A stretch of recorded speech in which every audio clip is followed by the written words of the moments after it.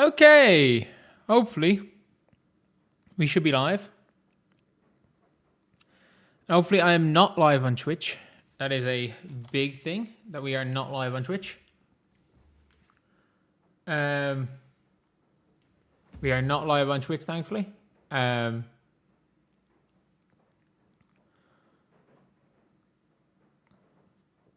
bookmark Twitch here. But yeah, we are live, I think. All going okay. Should be public. And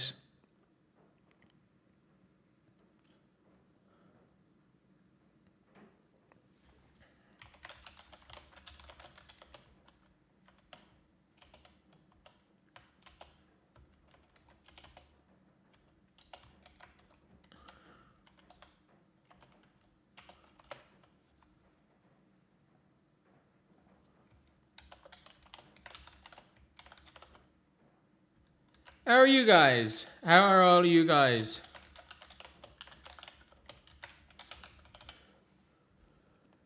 How is everyone? The Fever and ESPN are slow. What do you mean ESPN are slow? They have a ranked number 2.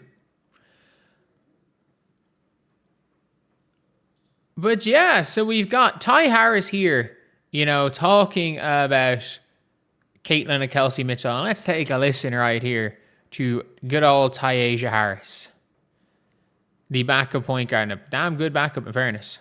I think they deserve it, both of them. I mean, nobody wants to be cold, but hey, I'm going to throw it out there. It's hard for them, so it'll be amazing just to have them because they definitely deserve it. And I am delighted. We don't have any more of this, let's go and pit one of them against each other. Because as I've said tons of times, all the pitting the two of them against each other does is it allows voters to get off the hook by voting Caitlin Clark all-W second team. Or, in a crazier situation, neither all-W team. All that it does is allow that to happen. All that it does. And if I'm being real here, when it comes to the two of them winning MVP, who do I have higher in the MVP race? It's tough because if Caitlin Clark played every single game and there was no 5-minute restrictions games where she's barely playing and her averages are probably very close to that of Kelsey Mitchell. They will be very close to that in terms of scoring. And if she was averaging 23.5, if she'd been 100% healthy for the year, she's averaging 23.5 points per game and 9 assists per game. And in that scenario, if you look at how badly the Fever did, in games where Caitlin Clark wasn't Caitlin Clark, the Fever were terrible. They lost to the Storm. They lost to the Fire. They lost to the Liberty. In a close enough game, it's like in games where Caitlin wasn't herself, suddenly there's 3-game flip and she's an MVP. But she didn't play every game. And at least now we have Ty Harris, who is a player on the Indiana Fever that is hell yeah, give both of them MVP. Because up to this point, we have Aaliyah Boston push back on Caitlin Clark not even being in the MVP race. Not even push back on that. So now at least it's something. Because let's be very clear.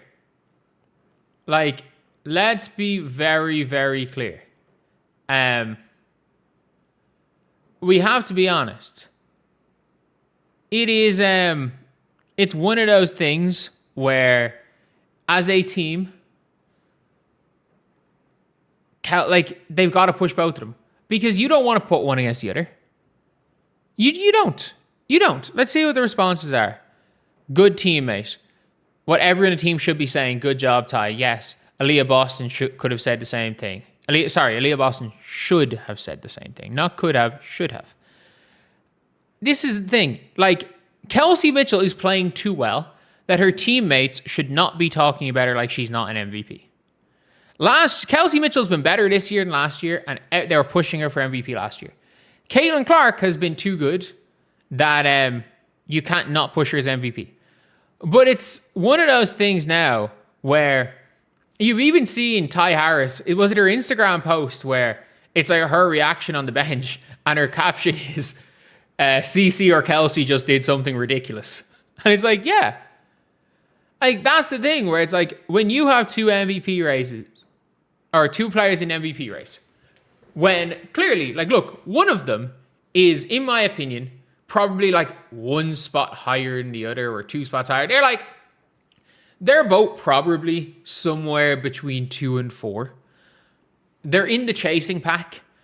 And again, they make it seem like the chasing pack is trying to fight, is like the field when Usain Bolt ran the 2008 Olympics.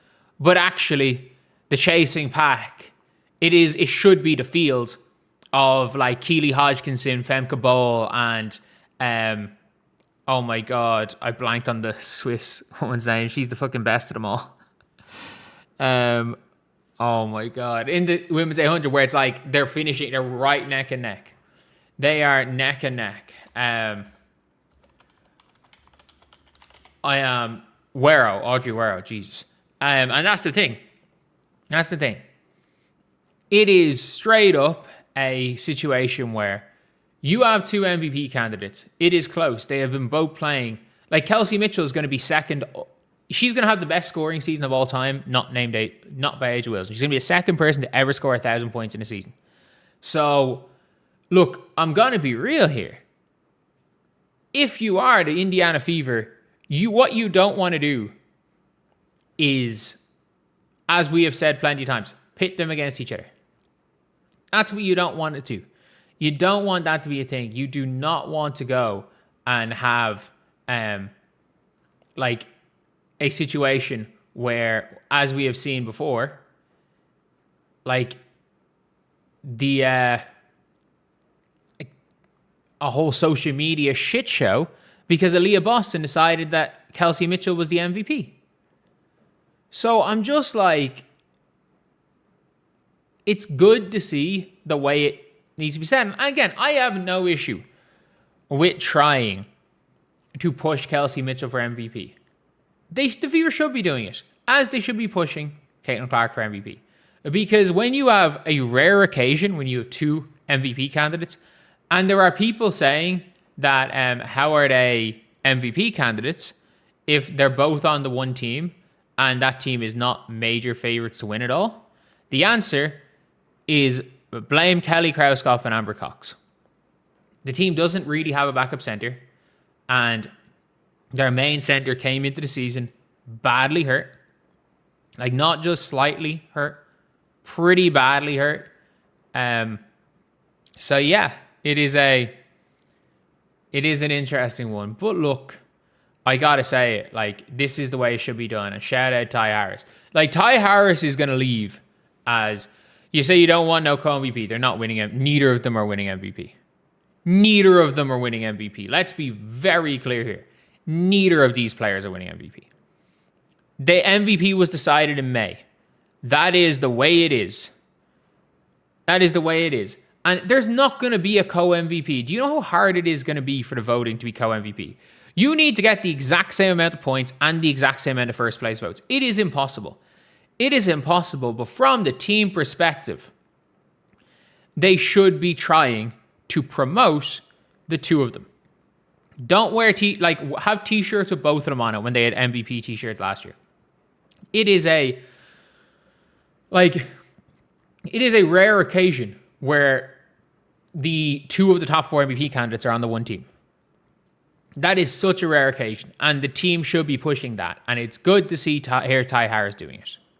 That's all I'm going to say.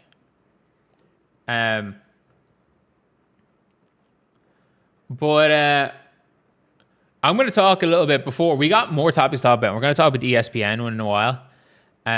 Would Kelsey be where she is? I mean, she scored the same amount of points, but they'd be different. Like, we saw last year what she was doing. And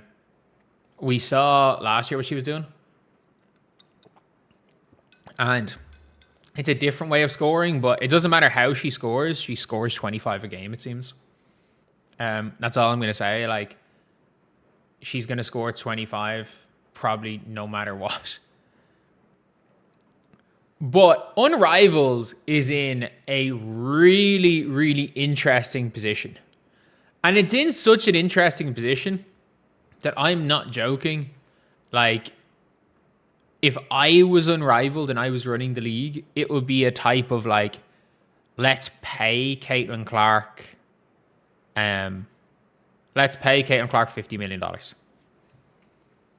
Like, I think $50 million is a like legitimately fair market value for Caitlin Clark to join Unrivaled, because they are valued at $650 million, up from $340 million in 2025, following a fundraise which passed the initial $100 million target.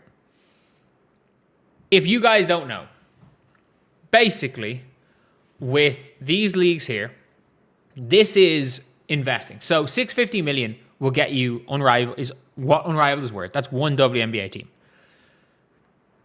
There were people that used to invest in the WNBA.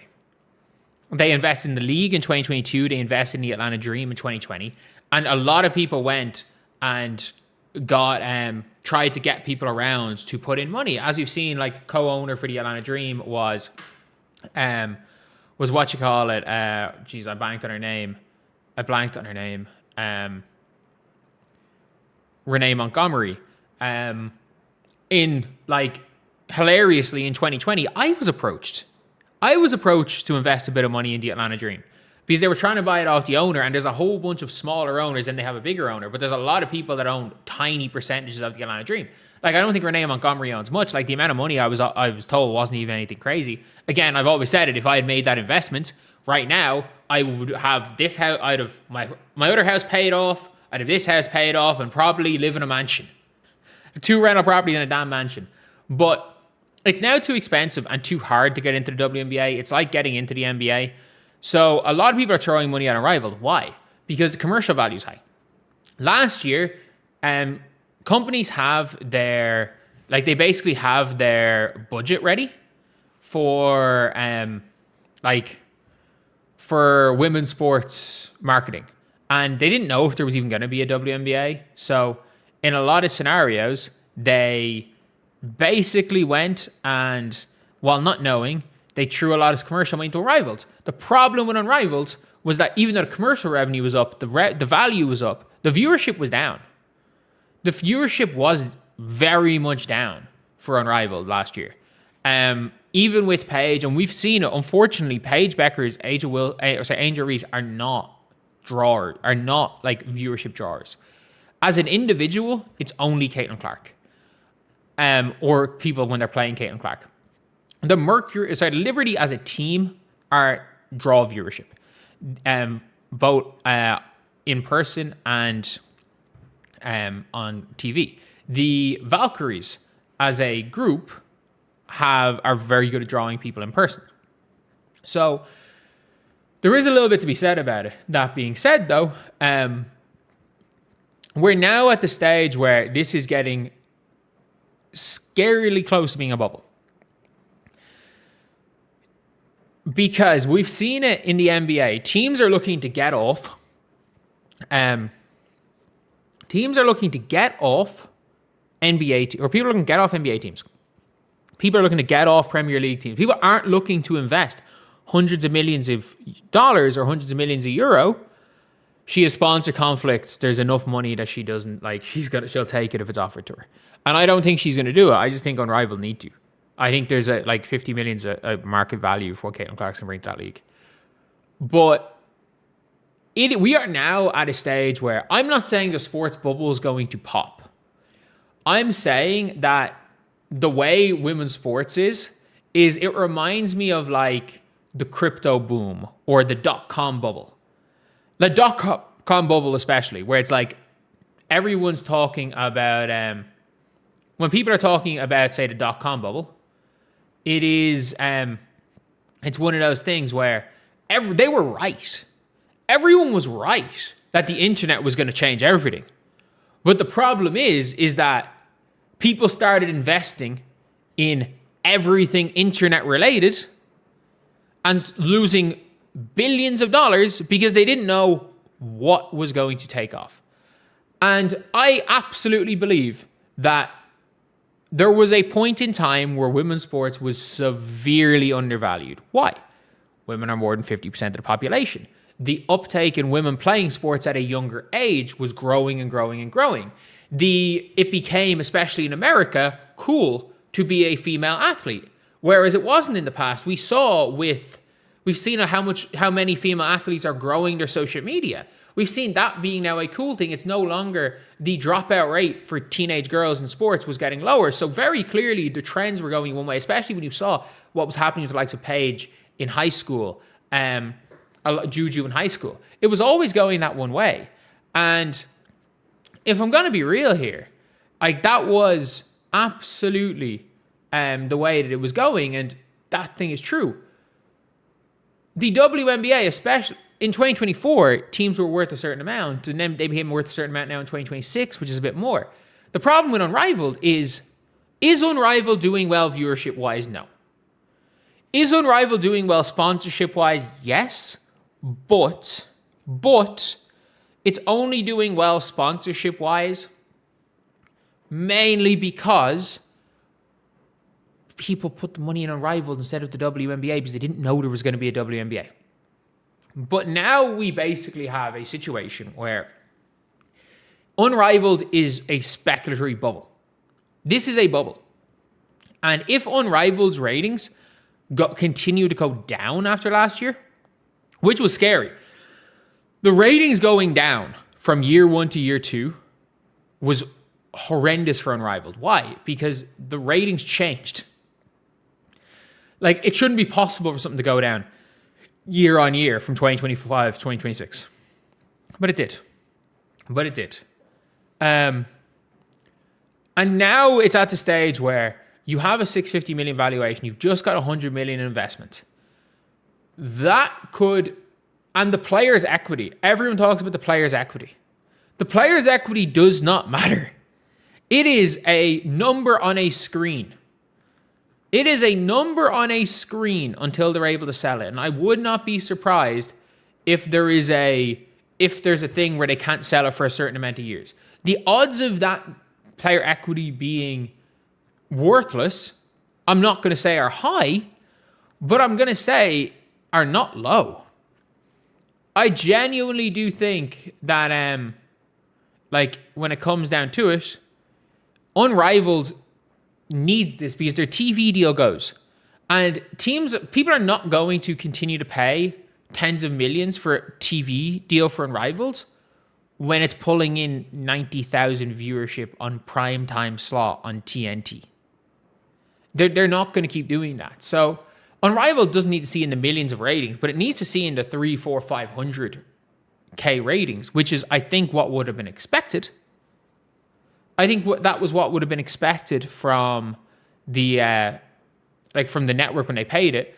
But if it turns out that Unrivaled loses that TV deal or it's a lower TV deal, you see all these investors, some of them that just have money to burn, but you're going to see a lot of people pulling money from it. You're going to see a lot of people getting cold feet, panicking. If in any way these investments are not just, for lack of a better word, I'm just going to throw money at it to throw money at it. So they need to minimum 300K, I think 290K was their max last year. That needs to be the baseline. It really has to be the baseline. Because again, and as much as we were saying WNBA is a speculative bubble, sure.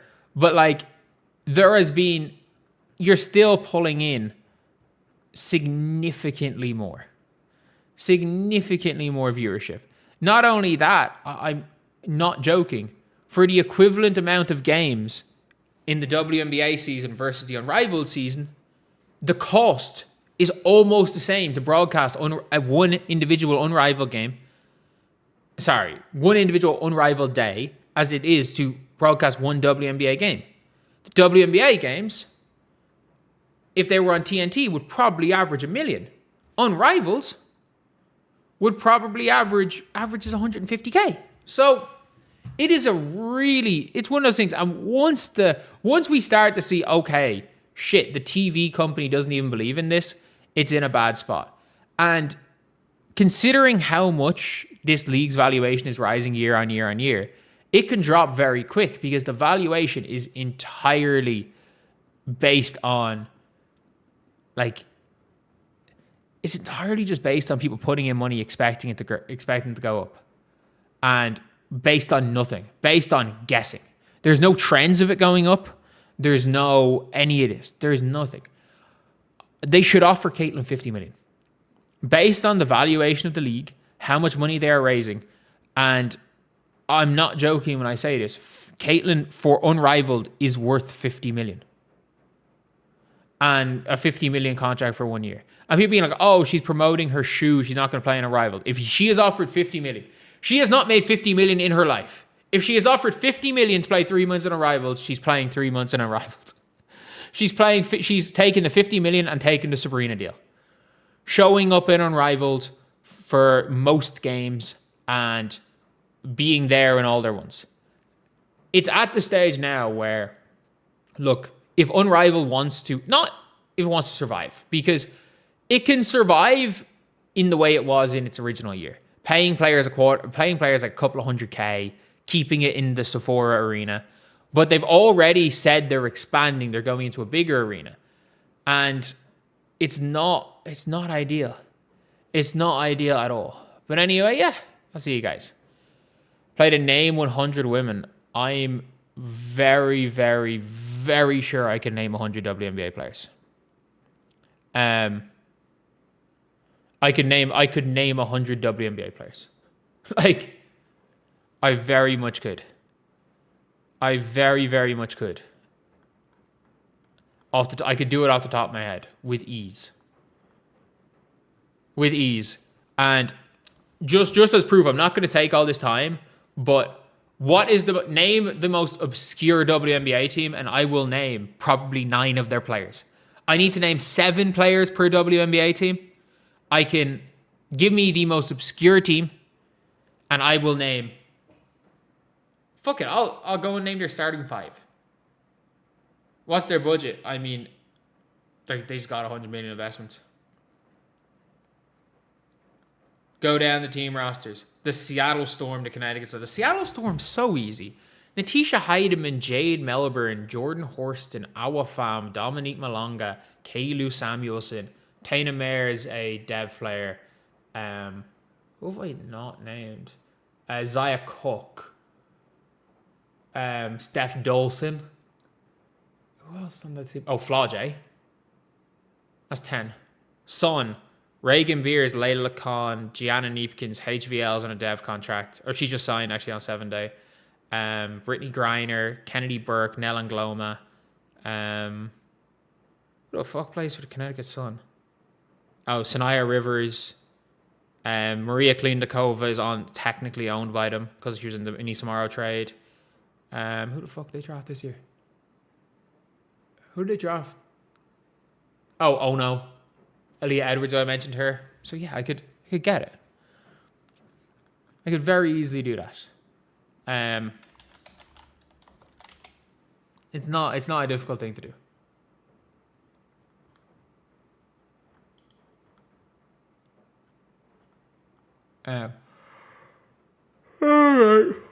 All right. So, we need 1 second.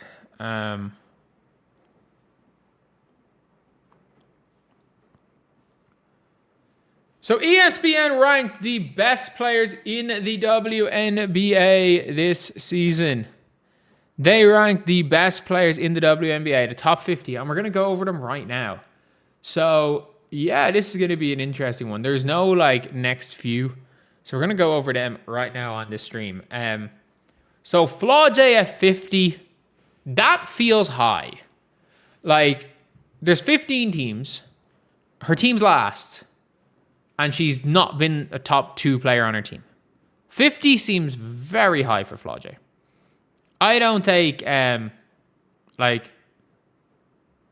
I genuinely think that Flau'jae at 50 is too high. Kiki Rice at 49. If she played more, I'd be higher on this. Like, she's only played like 15 games. Like, she's been hurt the whole year. I don't like this being 49. That being said, when she's played, she should be higher than 49. Like, in a redraft, you probably take Kiki Rice 3. That's not a knock on AJ. Not she's AJ, AZ. But Kiki Rice probably goes ahead of her. Slightly, but probably. You definitely take Miles and Awa, a combo of 1-2. Naz 48. I don't think Naz has been great. I really don't think Naz has been great. Like, I don't think she's been doing... Says she's... she's what? The 5th best player on her team? I don't know. I don't know. Natasha Cloud 47. I mean... Okay, there was a July ranking. 49, 46, 47, and not ranked. Tash Cloud 40. In fairness, she's had some big games. I will say, she's had some big games. Niara Sabally. Again, she doesn't play enough. She doesn't play enough for me to have Niara this high. She does not play enough. I wish Niara played more because, again, I thought she was going to be an MVP candidate. I thought she was going to be unbelievable when she was in college. But, like, not even in college, before she went to college, when she was playing, like, underage. Lacana 45, cool, probably the best player on her team, so I'm okay with that. And Maureen Johannes at 44. Like, if Maureen Johannes is at 44, then you've probably got like 6 players on the 6th seed. Ray Burrell at 43. Okay. I don't think she's been bad per se, but like 43 feels high. Astier 42. Again, maybe feels high. Bridget Carlton 41 feels low. If you're putting her 1 above Astier and 1 above Ray Burrell, definitely feels low. Sydney Taylor 40. I'm okay with that. I am okay with that. Like, she's probably the rookie of the year if Olivia Miles doesn't exist. So I'm absolutely okay with her at 40. Nalissa Smith at 39. I think she might have been higher, honestly. She's been really good this year. Definitely her best year as a pro. Leo Phoebish. Like, what are we doing? What are we doing? She was injured in July. She came back and played 1 game. 1 game. She played 1 game. She was injured in the last list. She played 1 game and got up to 38. That is hilarious. She played 1 game. And I understand the Liberty are 11-4 without her and 12-11 without her. She's played 15 games this year. She's not the 38 best players this year. Cardozo 37, so high. So high. She's a major reason why the Chicago Sky have been bad. Heidemann 36. We've got 3 Seattle Storm players in the top. 2 in the top 30 for a last place team feels crazy. Who have depth, a bit of depth, by the way. Janelle at 35, I'm okay with that. Hamby at 34, no. Stop falling. Her stats suck this year as well. Stop falling for Dearica Hamby. She stinks. Like, she actually stinks. So we've got, 4 Sparks players in the top? In the top 30. So we got Jordan Canna at 33. So do we have what? Like 6 Atlanta Dream players? Orike at 32. Okay. Don't love it. Don't hate it. She's actually had some good games. She has had some good games. Carla Late at 31 feels very low. Like, Carla Late feels extremely low. Dom Malonga at 30. I mean, okay. Okay, I guess. Veronica Burton 29. It's so funny. Veronica Burton, her advanced stats make it seem like she's literally the best player in the league. And every time the Valkyries lose a game, it's all I see is like random random posts about how Veronica Burton's RAPM is not going to score. We need her RAPM to score. But Kiki Iriafen, 28. I think she could be higher, to be honest. Natasha Howard going down to 27 feels really low.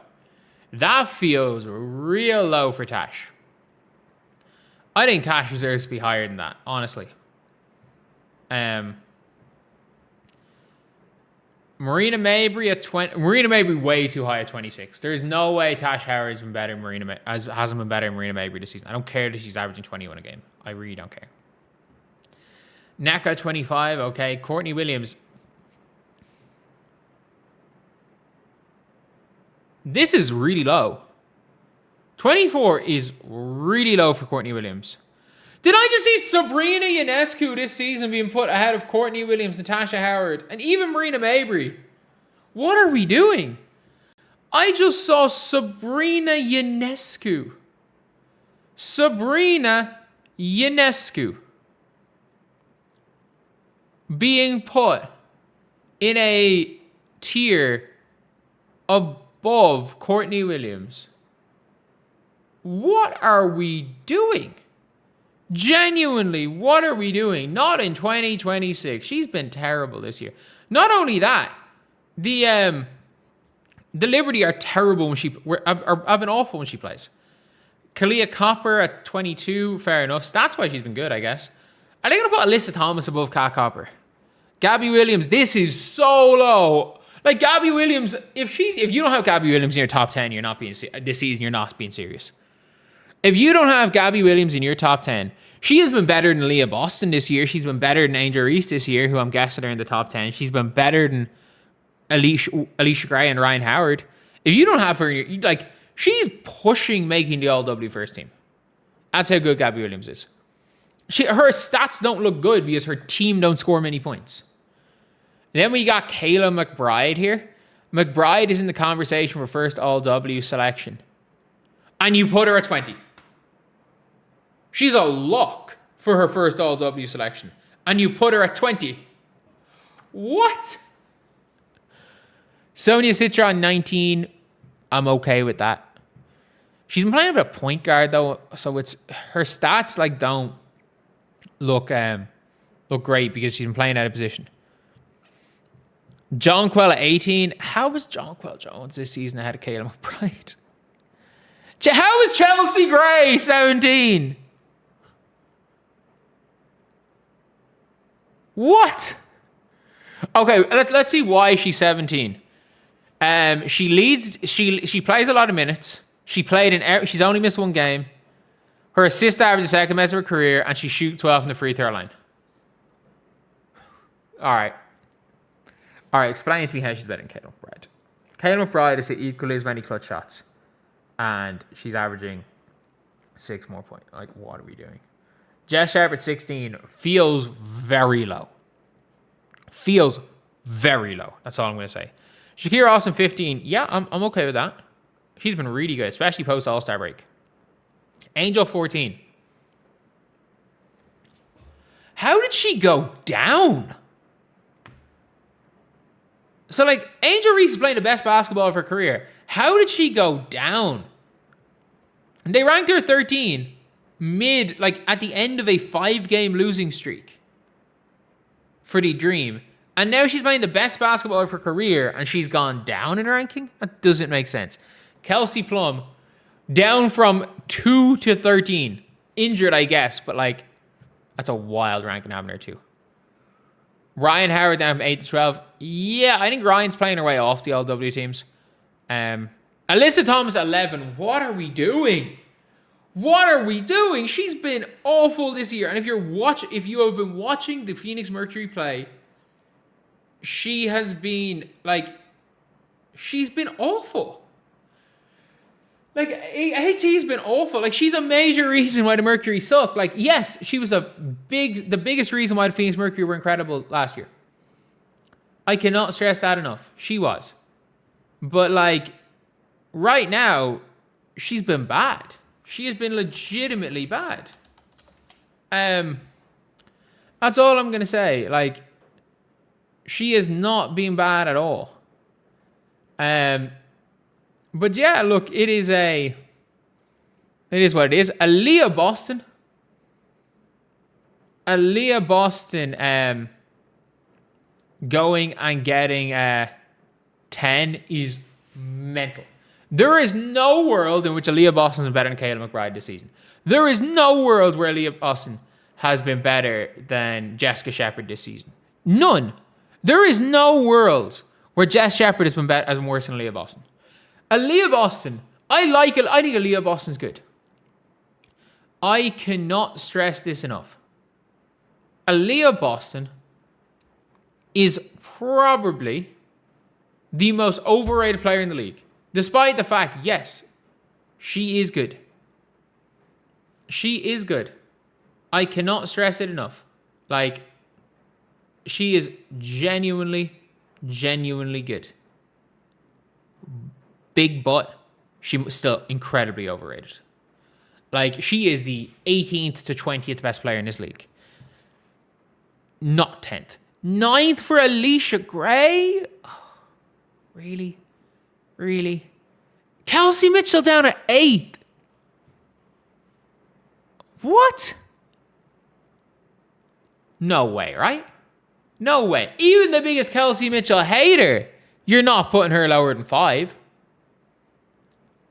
Like, surely you are not putting Kelsey Mitchell lower than 5.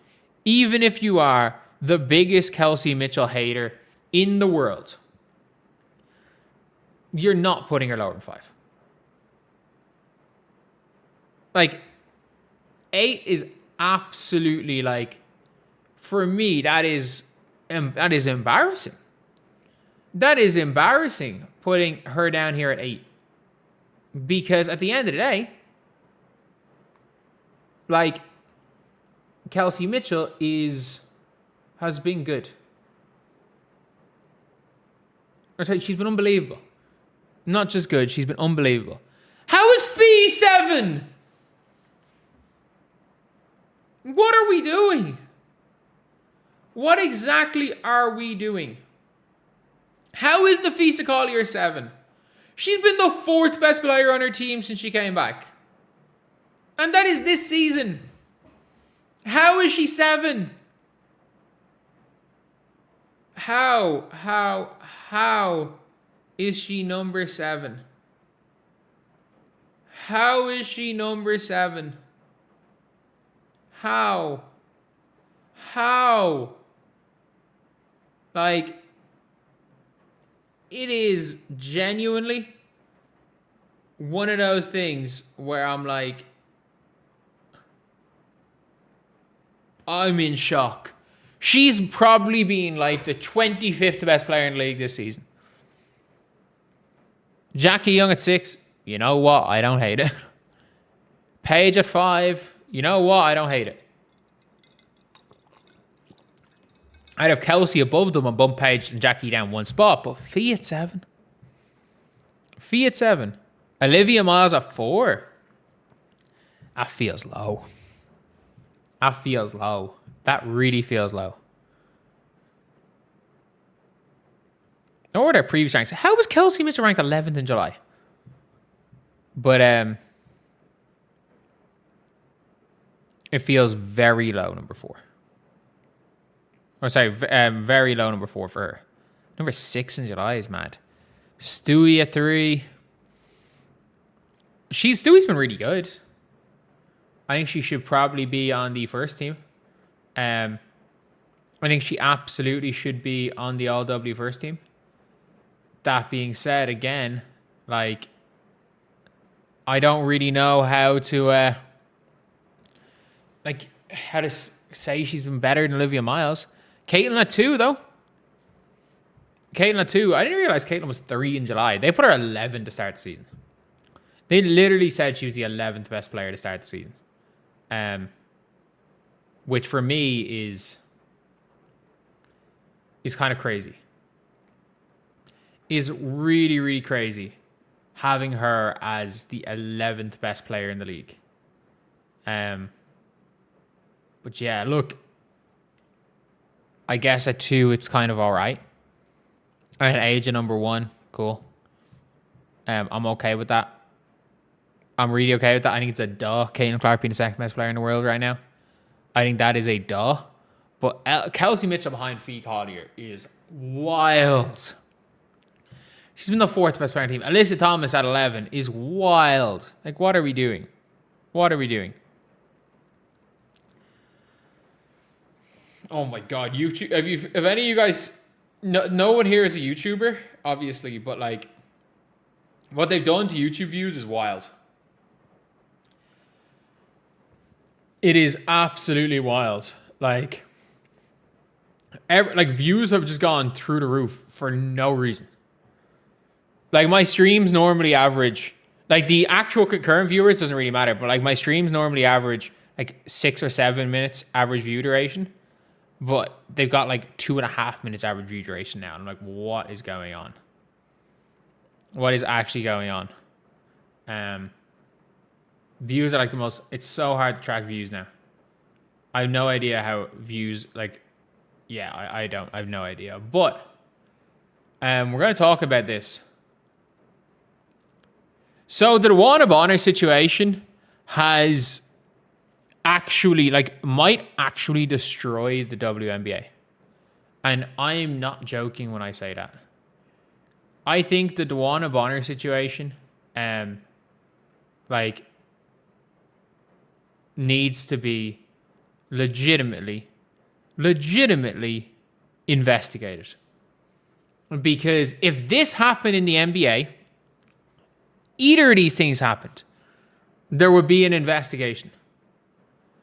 There would genuinely be an investigation because the Breanna Bonner last year, coming in to the season with the Fever, the 2025 offseason, every single person thought that Breanna Bonner was going to follow Alyssa Thomas to the Phoenix Mercury. There were a lot of rumors that Breanna was going to sign for the Mercury anyway, even before the Alyssa Thomas trade, and she was going to try to find a way to get to the Phoenix. Turned out Alyssa went to Phoenix, and Breanna said, "No, I'm going to go and play with Indiana." And everyone was like, "Okay, this is a weird one." Everyone just thought she was going to Phoenix. Why did she not sign for Phoenix? I'm going to tell you guys why she didn't sign for Phoenix. She didn't sign for the Phoenix Mercury because the Indiana Fever could give her a max contract and the Phoenix Mercury couldn't. And look, I'm not going to speculate that this was the plan all along and that she never had any intention of playing for Indiana, because that would be wild, even though there is still a possibility that that's the case. I'm not going to say that as a fact because we don't know. We don't know. Even though things did look really fishy at the time. But we got to be honest here. Breanna Bonner took a max contract in the Fever, refused to play and then they eventually refused to play and refused multiple trades, and then got cut and was able to sign for the Phoenix Mercury on a prorated salary.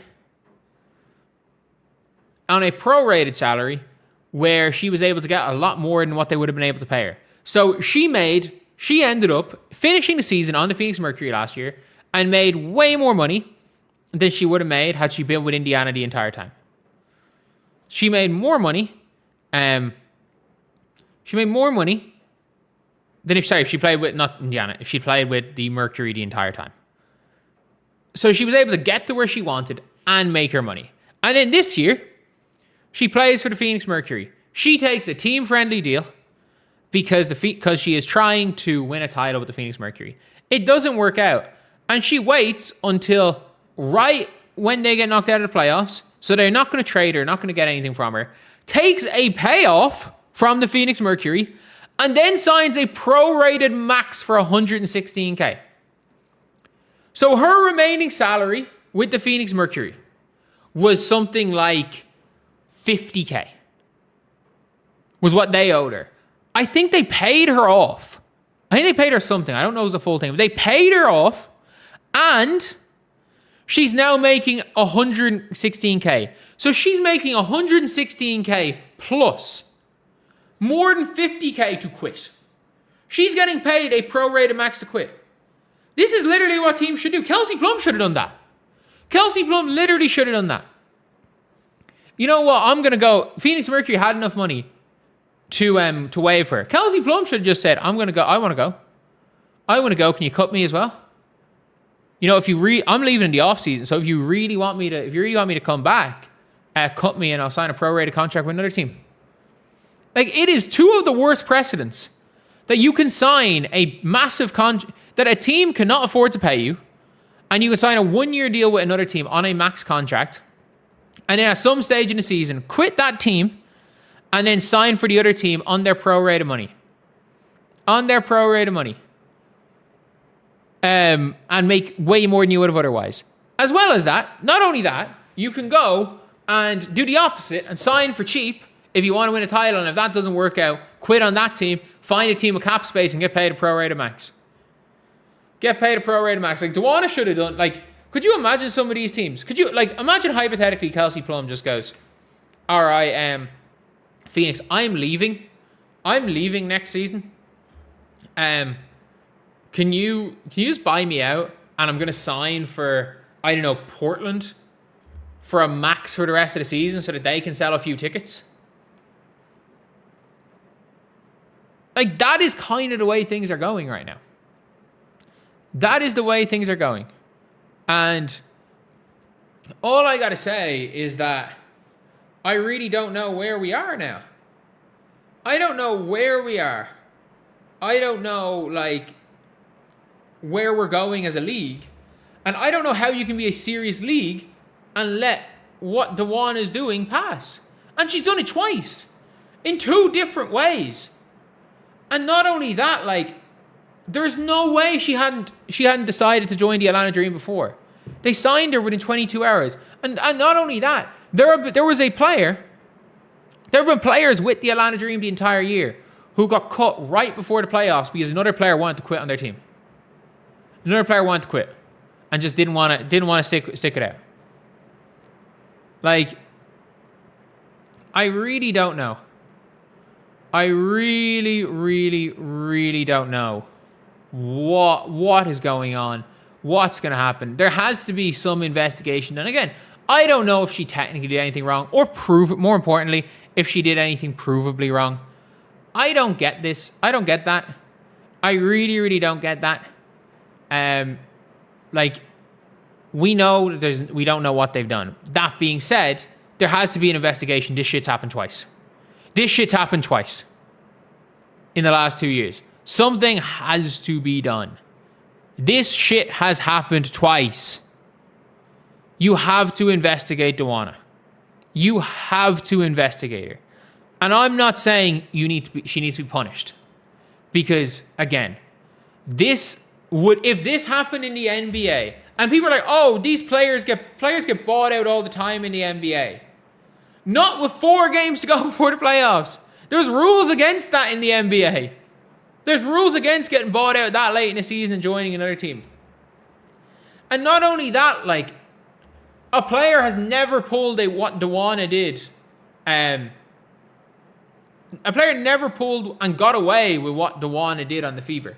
Plenty of players have refused to play, like Jimmy Butler. And what happened with Jimmy Butler? Jimmy Butler got fined for every game he didn't play. He eventually got to where he wanted, I guess, but he got fined millions. Ben Simmons didn't want to play for the Sixers. He got fined millions. DeWanna Bonner continued to get paid because the Indiana Fever didn't want to punish her. And they let her go. Not only that, her agent told teams not to claim her off waivers because she only wants to go to Mercury.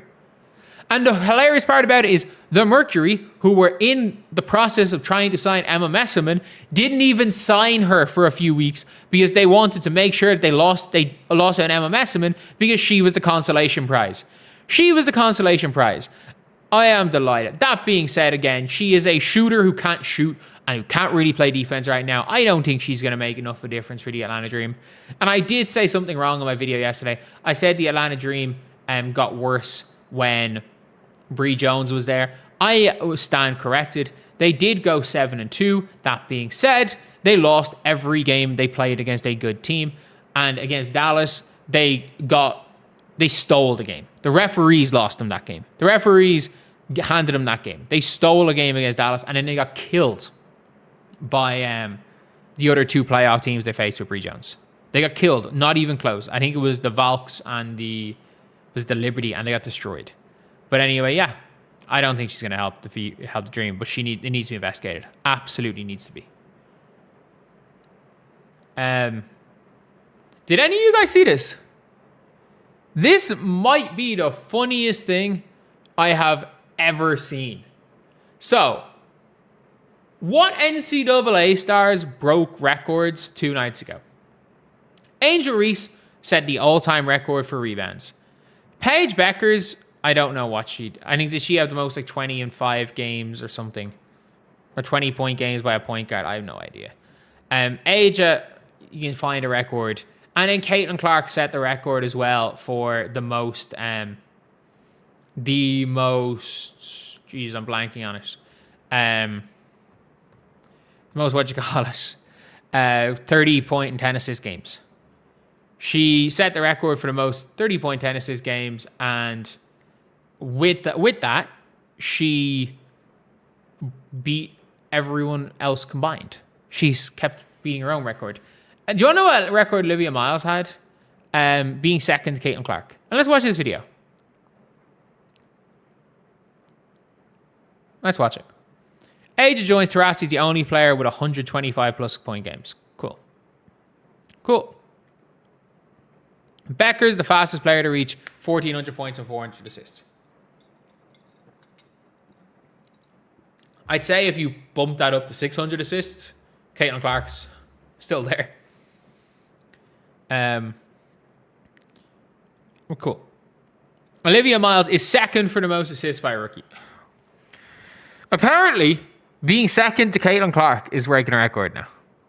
This reminds me of, like, do you remember when Elle Duncan remember when ESPN used to have, like, on their stats, when Elle Duncan used to be on ESPN, and all their stats were, like, the most viewed, and then asterisk at the bottom, 2024 not counted. And she was like, this is the most viewed of all time. People were like, what about 2024? And they're like, well, 2024, Caitlin Clark's an anomaly, so we're just not going to count her. Like, we're just not going to count Caitlin Clark. And I'm like, what are we doing? What exactly are we doing? And this is it. Like, this isn't even a record. Like, I don't even think Liv Miles would be happy that this shit's getting promoted. I don't even think Liv Miles would be happy that her being second to Caitlin Clark is out here getting promoted by the league. Like, her being second to Caitlin. And Angel Reese set the record for most rebounds in a game. Cool. Clear record broken. And we're not going to question that. Clear record broken. But, like, are you kidding? Are we joking? This apparently is a record. Your intention is Susan, the most explosive, whatever. Naming a few records Caitlin Clark doesn't hold. Remember this. And it's like, the worst part is, if you want to say, okay, Caitlin Clark set what is a mental record. A mental record. Which is, she had more 30-point 10 assist games than every player in the history of the league combined. That is a crazy record. And you got to give Caitlin some credit where credit's due. Like, that is a very legitimate record. But instead, they say that a player has gone to second all-time in assists is a record. But it's not. I'm like, what are we doing here? And I understand, like, oh, not everything has to be about Caitlin Clark. I get that. I understand promoting other players. But it's like, I said this before, is that because Caitlin Clark, statistically, there will never be another player in the WNBA that is going to break more statistical records than Caitlin Clark. She is going to be she is going to rewrite the record books like Will Chamberlain did. Caitlin Clark is going to completely rewrite every single record book there ever was. And cool. So what they now have to do is, because to the untrained, because people aren't watching, don't watch a lot, they just look at statistics, and they start making up they start ignoring the stuff Caitlin Clark's doing, and making fake records for other players. It is one of those things now where I'm like, it is extremely frustrating seeing this. And there's no way that that these players even want that. Because the general public uses statistics to come up with their opinions. And because people are never going to beat Caitlin Clark statistically. Statistics-wise, Caitlin Clark is going to look like the greatest to ever do it. When it's all said and done. You're not competing with Caitlin Clark on the box score. So what they're doing is they're now, as a whole, if this is what it feels like, it is, oh, we're tired of Caitlin Clark's record, so we're going to try hype up everybody else, but not talk about Caitlin's records. And, you know, if you're second to Caitlin Clark, that's also a record now. You know, when in the NBA, if somebody breaks a record, or if somebody is second to Wilt, everybody's like, oh, that's the real record. It's like, well, man, Wilt isn't human. So if you're second to only Wilt Chamberlain, you broke the record. They're doing that with Caitlin now, but she's in the league. She's still in the league. They are treating Caitlin Clark records and all these stuff like it's Wilt Chamberlain. And I don't get it. I really, really don't get it. Just all around, I'm just so confused. I'm so confused at everything that is going on with this league. It is so confusing. It's so confusing. And I know this is the end. This is March Madness.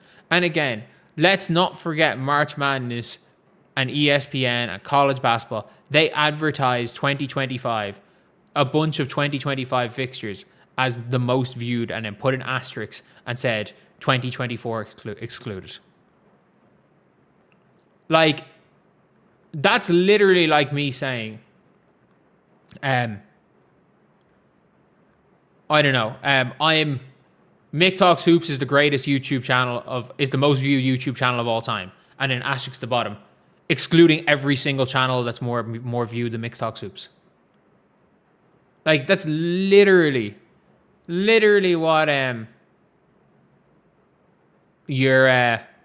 is the equivalent that we've seen these do. And I don't get it. And like, you can promote all of these other players. Like, nobody is out here saying to only promote Caitlin Clark. But if we're being very serious, the lack of, not even lack, instead of promoting everybody, we're refusing to promote Caitlin Clark out of solidarity or to spite her, whatever reason the reason is. This weird refusal from the mainstream media to promote her, and then again say that Olivia Miles broke a record by being second to Caitlin Clark. And not only that, she's not going to catch Caitlin Clark. She needs to average like 17 assists a game at the end of the year. Like, she pretty much needs to break, in one game time, she will need to break the record. She'd need to break the record, the all-time assist record, every single game for the rest of the year, which isn't going to happen. And I want to talk about, this is one of, like, it is incredibly serious. It is incredibly serious. But, like, it is also one of the wildest stories. And, like, it is one of the funniest stories in a way. It is incredibly serious. And I don't mean to laugh at this because of how serious the Ukraine and Russia war is. But this is like Kendall Jenner trying to solve racism with the Pepsi can. This is the real life version of that. Ukraine. So Kate Koval is leaving LSU. Their starting center is leaving because they signed a Russian. And if anyone knows anything with Russians and Ukrainians, like, the Russian tennis players and Ukrainian tennis players don't shake hands with each other. Like, it's that type of a thing. Like, it's like if you had a Palestinian player on your team signing an Israeli. It's not going to go down well.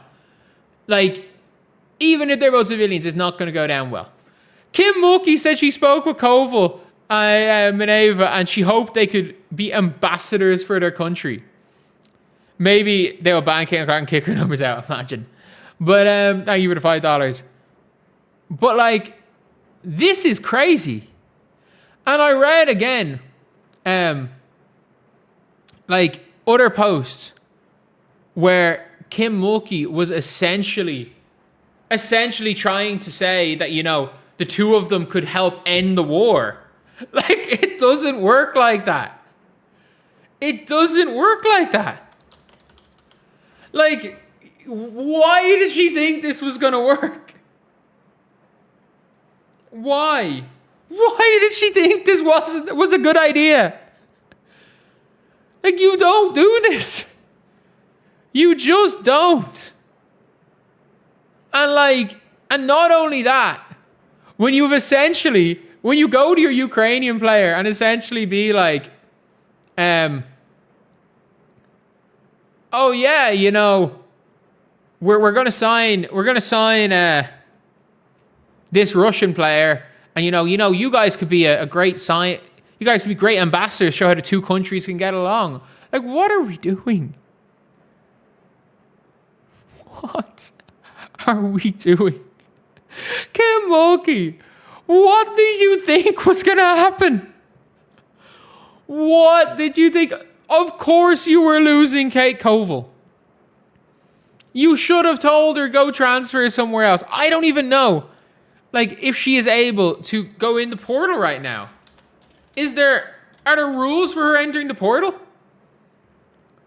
Like, are there actually rules about it? And like, the worst part is, like, her dad is currently serving in the Ukrainian army. Like, her dad is literally fighting in the war. And she's basically trying to be like, oh yeah, you know, you guys can really help these two countries get along. It's like, what?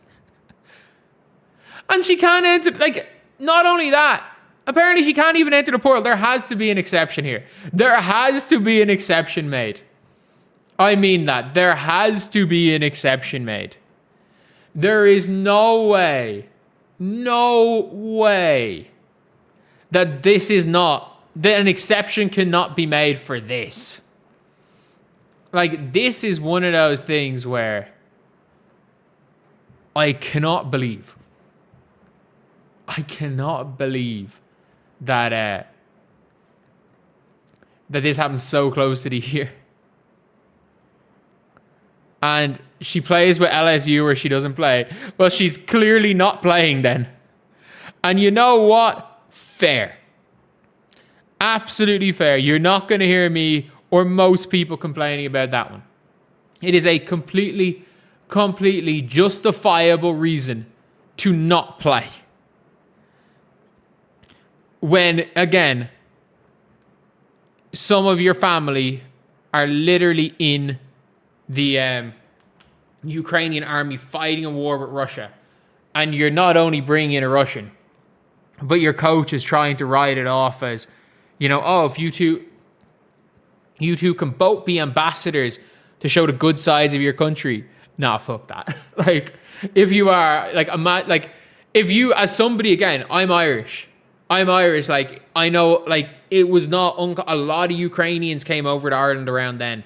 I know quite a few through basketball. It's not uncommon, even before that Ukrainian players were coming over to Ireland to play pro. I played with Ukrainian pros that came over. Like, if you said that shit to any of them, and you were bringing in a Russian, and you tried to imply that, you know, you can try help relations between the two countries by playing together, you might not make it out of that statement alive. You might not make it to the end of that statement alive. Like, it is one of the most crazy things I've seen a coach do and a coach try to do. And, like, it feels genuinely like there is, I hope that it's naivety, And like, it could be extreme naivety. And I fully get it. Like, as somebody from Ireland, as somebody from Europe, the Ukraine war hits a lot closer to home. And like, we'd be a lot more we kind of know a bit more of what was going on, especially back then. Especially back when it was happening 4 years ago. But like, when it started 4 years ago. But yeah. It is one of those things now where I just like, look, she's basically ruined the college career of somebody. Kim Mulkey has ruined the college career of a player because obviously, so she waited until the portal was closed to bring in a Russian player. Like, if this was even a possibility via the portal, it should have been said to Kate Koval.